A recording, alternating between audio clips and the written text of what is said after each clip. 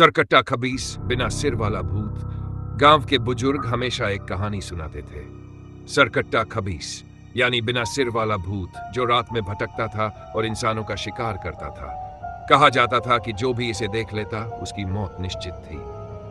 रात का कहर। रवि और उसके दोस्त इसे सिर्फ एक कहानी मानते थे। एक रात उन्होंने हिम्मत करके गांव के बाहर वाले पुराने किले में जाने की ठानी। किले के पास एक पुराना कुआं था, जिसके बारे में कहा जाता था कि वहां सरकट्टा खबीस रहता है। जैसे ही वे कुएं के पास पहुंचे, ठंडी हवा चलने लगी। अचानक कुएं से किसी के चलने की आवाज आने लगी। थप थप। रवि ने टॉर्च जलाकर देखा और तभी एक बिना सिर का आदमी उनके सामने खड़ा था। खौफनाक मंजर। उसका शरीर पूरी तरह जला हुआ था और उसके कंधों से काला धुआं निकल रहा था। उसने अपने हाथ बढ़ाए और हवा में अजीब सी गूंज उठी, मुझे मेरा सिर वापस दो। सभी दोस्त डर के मारे भागने लगे, लेकिन मोहित की टांग किसी अदृश्य ताकत ने पकड़ ली। उसकी चीख सुनकर बाकी दोस्त मुड़कर देख भी नहीं पाए। मोहित को अंधेरे में खींच लिया गया। रवि ने हिम्मत करके एक मंदिर के घंटे को जोर से बजाया। घंटे की आवाज सुनते ही सरकट्टा खबीस जोर से चिल्लाया और काले धुएं में बदलकर गायब हो गया। मौत का सिलसिला।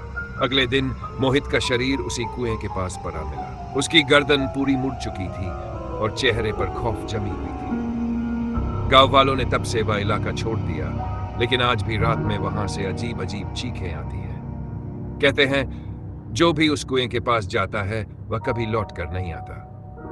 क्या तुम उस कुएं के पास जाने की हिम्मत करोगे? छछ सरकट्टा खबीस की वापसी। मौत अभी बाकी है। खौफ का सिलसिला जारी। मोहित की मौत के बाद गांव में दहशत फैल गई।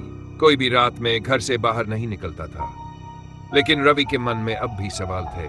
आखिर सरकट्टा खबीस कौन था? उसका सिर कहां गया? रवि ने गांव के सबसे बुजुर्ग बाबा से पूछा। बाबा ने कांपते हुए कहा, यह कोई साधारण भूत नहीं, बल्कि एक तांत्रिक की आत्मा है। उसकी मौत कुएं में हुई थी और जब तक उसे उसका सिर नहीं मिलेगा वह यूं ही खून बहाता रहेगा।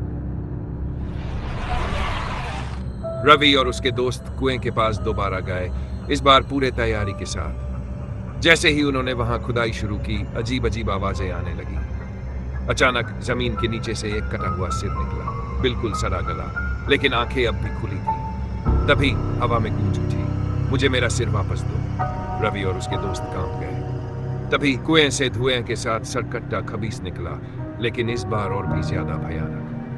मौत का तांडव। सरकट्टा खबीस ने जमीन से निकलते ही मोहित की मौत की तरह ही विशाल के गर्दन पकड़ ली। उसके शरीर में कंपन होने लगी और फिर एक झटके में उसकी गर्दन मुड़ गई। रवि ने हिम्मत करके तांत्रिक के सिर को कुएं में फेंक दिया और बाबा द्वारा दिए गए पवित्र मंत्र का जाप करने लगा। अचानक भयानक चीखों के साथ काले धुएं में सरकट्टा खबीस समा गया और कुएं से लाल आग निकलने लगी। अंत या एक नया डर। गांव में फिर कभी सरकट्टा खबीस को नहीं देखा गया, लेकिन आज भी रात के 3 बजे उस कुएं के पास से गुजरने वाले लोग कहते हैं कि मुझे मेरा सिर वापस दो की गूंज सुनाई देती है। क्या सच में खबीस खत्म हुआ या वो किसी नए शिकार की तलाश में है?